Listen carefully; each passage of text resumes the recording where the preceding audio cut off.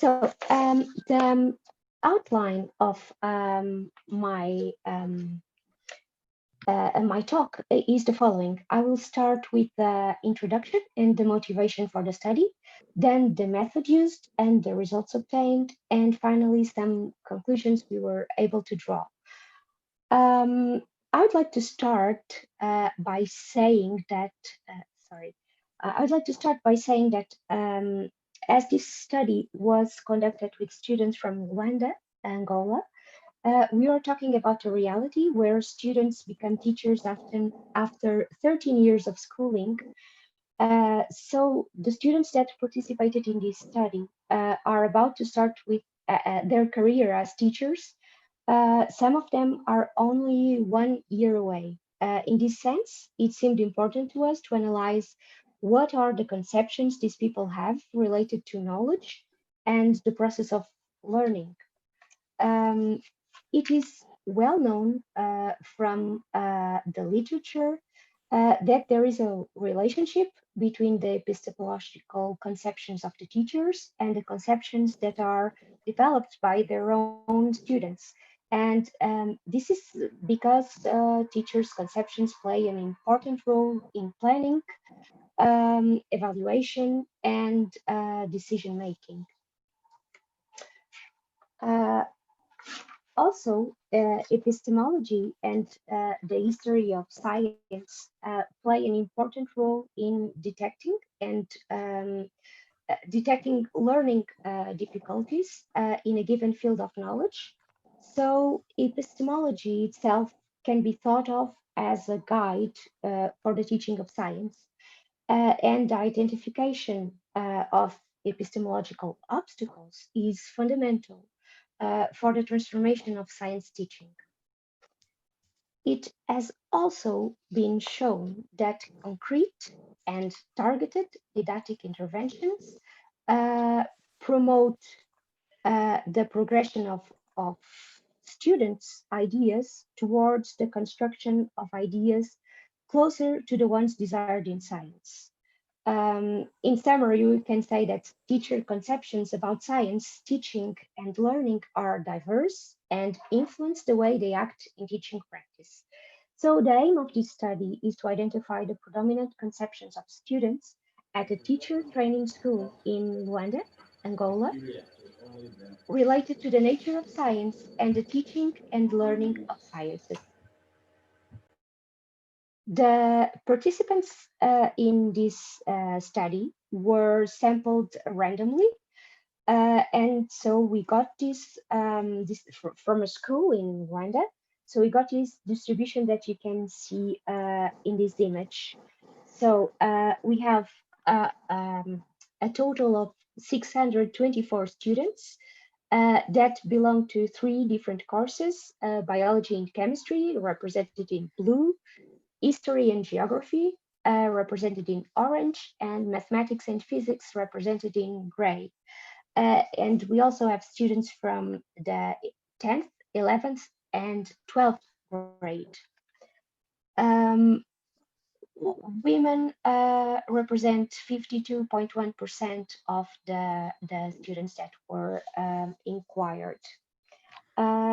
The information collection instrument was a questionnaire survey adapted from the survey originally known as the Teacher Scientific and Pedagogical Inventory, which has 4 dimensions, which are the nature or image of science, learning theories, didactic models, and teaching methodologies, each of them with 14 items. We got, considering all these 56 items together, we got a convex alpha of 0.812, which means that we have a reliability in the answers obtained that is between moderate to high. So teachers were contacted first, and the objective of the study was thoroughly explained. The questionnaires were then applied between June 2016 and January 2017. And of course, all ethical principles of research in social sciences were respected and consent agreements were signed in all cases. Now, the first results concerning the first dimension of the questionnaire, the image or the nature of science, can be represented by this image that you can see here, which tells us that about 78.5% of the respondents are in agreement with the items presented regarding the image of science. 11.4 students expressed their indecision or their lack of knowledge about this subject, and we got a modal value of 4.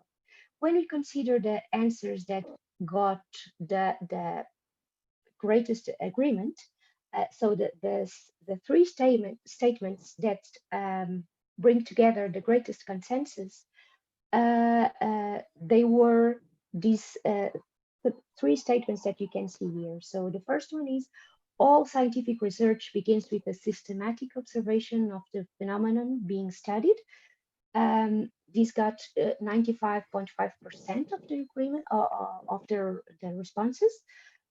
Second one, through experience, the researcher proves whether his working hypothesis is true or false. And the third one, the effectiveness and objectivity of scientific work is to faithfully follow the ordered phases of the scientific method: observation, hypothesis, experimentation, and theories elaboration.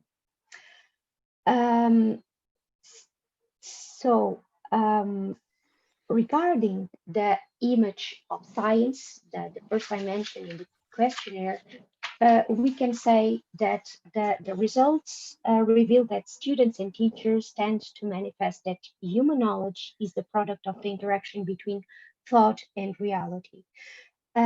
Also, the importance of establishing hypotheses in the scientific investigation process is recognized by the respondents, but the respondents tend to disagree that the observer should not act under the influence of previous theories.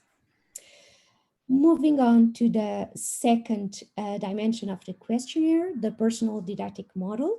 The results can be seen here, and you can see that 89.3% of the respondents are in agreement with the items presented in relation to this issue. Only 6.5% expressed their indecision or lack of knowledge, and we have a higher modal value of 5. Concerning this issue, 10 items had a very big agreement, and the highest 4 are the ones that you can see here. So first one, the teacher must plan in all detail the tasks to be performed in class to avoid improvisation. The basic objective of didactics is to define the most appropriate techniques to achieve quality teaching. Didactics should define the rules and principles that guide educational practice. And finally, the last one, didactics intends to describe and understand the teaching and learning processes that take place in the classroom. In this case, we have also a high degree of disagreement in this proposition, which is students should generally intervene directly in planning and evaluation of activities in our class. So this was quite a quite high degree of disagreement. That's why we chose to show it here. Okay, so concerning the personal didactic model, we can say that the recognition of the importance of a detailed planning carried out by the teacher is recognized by the students that answer this questionnaire, and it is also in line with what is advocated in the literature. Moving on to the third dimension in the questionnaire, the learning theories. Overall, we can say that we got 89.3% of agreement with the items presented. We got 6.7% of students that did not know what to answer. And we have a very high modal value, which is 5. This dimension, the learning theories, also registers 4 items with agreement values that are very high, greater than 95%, which are science learning is significant when the student has a personal interest related to what he learns.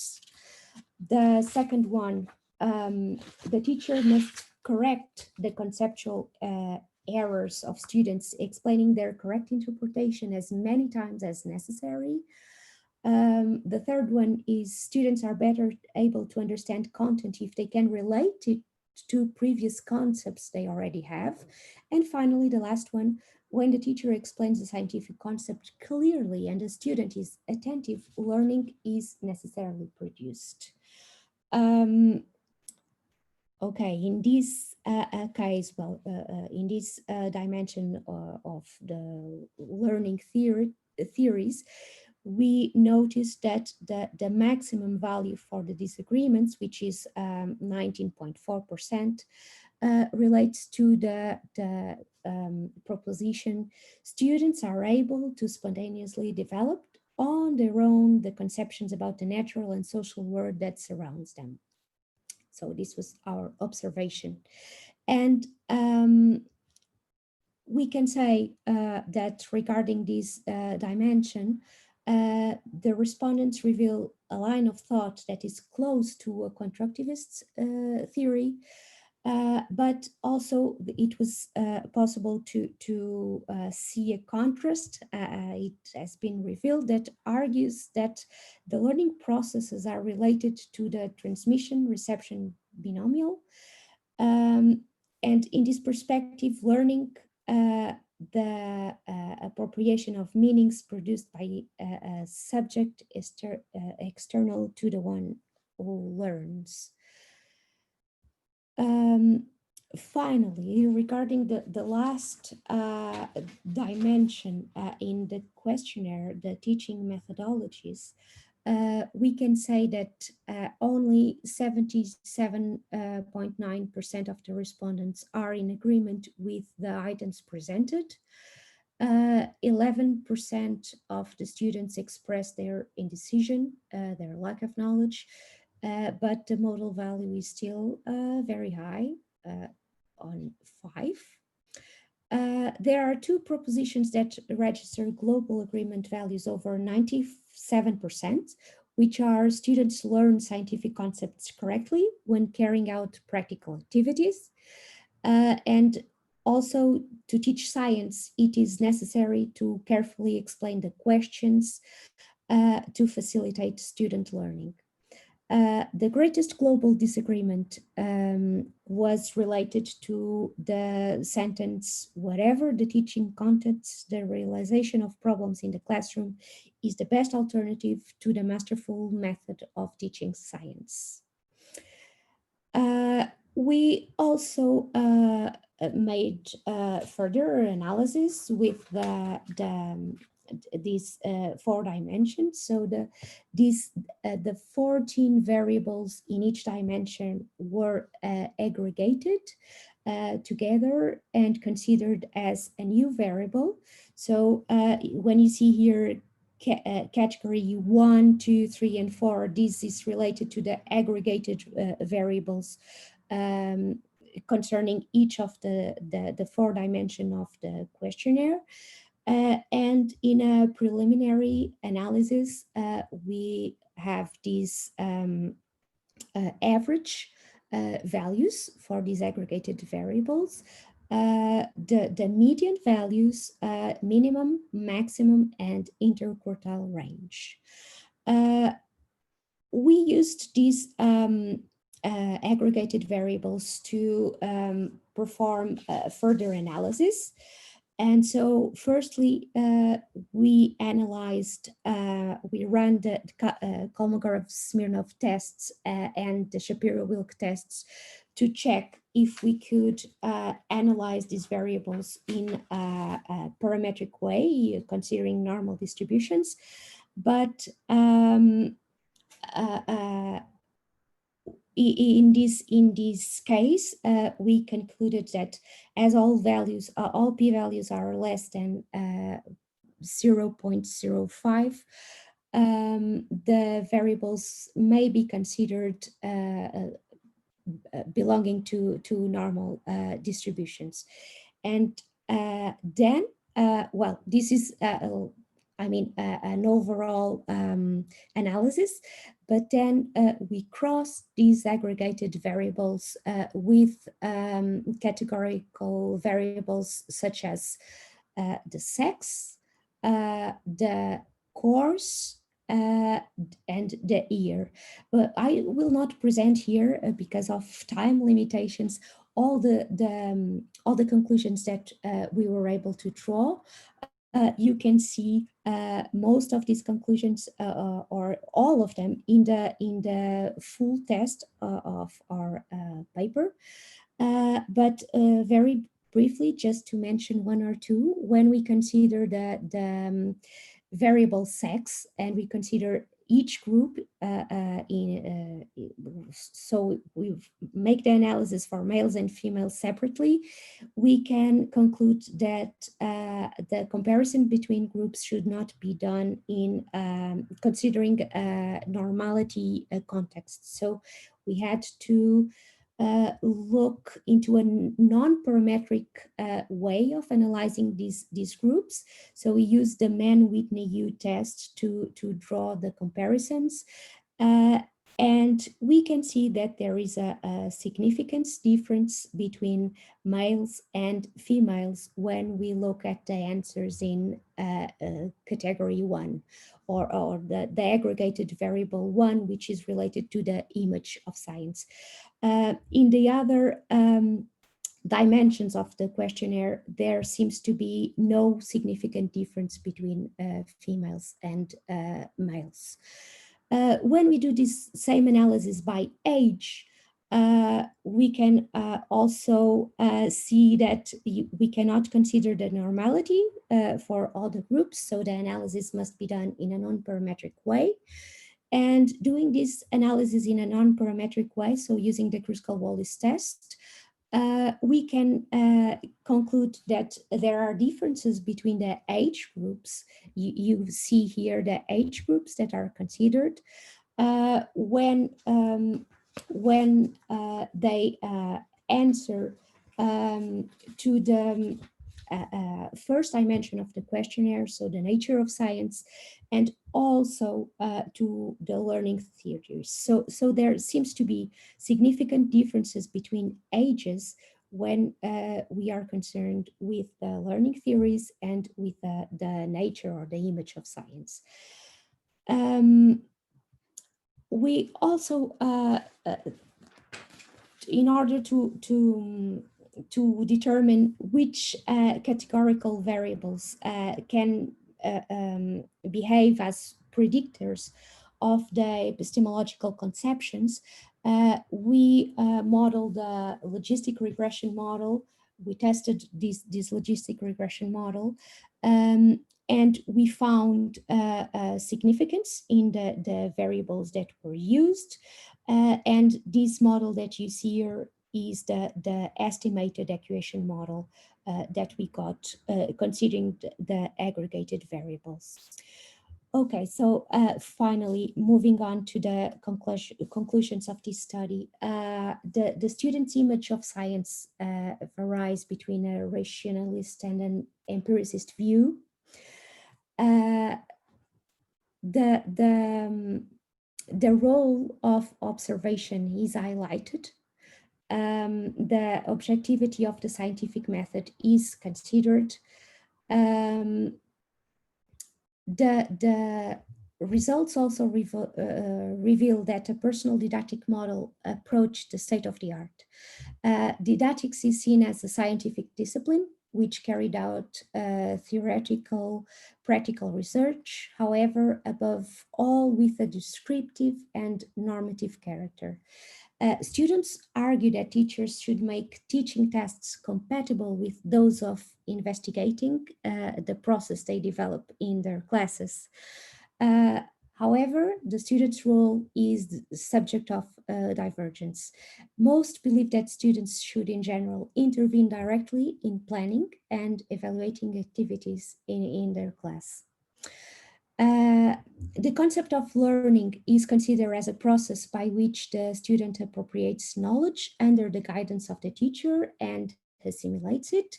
It is also considered as new patterns and new ways of perceiving, more or less consciously, of thinking and acting. It is exposed that the strategies used aim at the active participation of all students. The teacher appears as an advisor who resorts to debates, discussion, and dialogue and questions the students. The importance of monitoring students' individual learning is defended in this study. However, we know, we are aware that this monitoring is not easy when there is a high number of students per class. The monitoring of students' learning takes place during written tests, oral tests, and group work using control questions, daily exercises, tasks, and differentiated attention. Problem solving tends not to be worked on. Several teaching models adopted by teachers are presented, with the constructivist model being the most common. In summary, we can say that there is, regarding the questionnaire that was used and the results that were obtained, there is a clear majority agreement with the theoretical and the conceptual frameworks that were presented to the students. And this agreement comes in this decreasing way. The degree of global agreement goes down from the personal didactic model that gets a consensus of around 89.3%. Then the learning theory with 87.1%, then the image of science with 78.5%, and finally the methodologies of teaching with only 77.9%. Thank you very much for your attention. If you want to ask any question, I'm looking forward to it.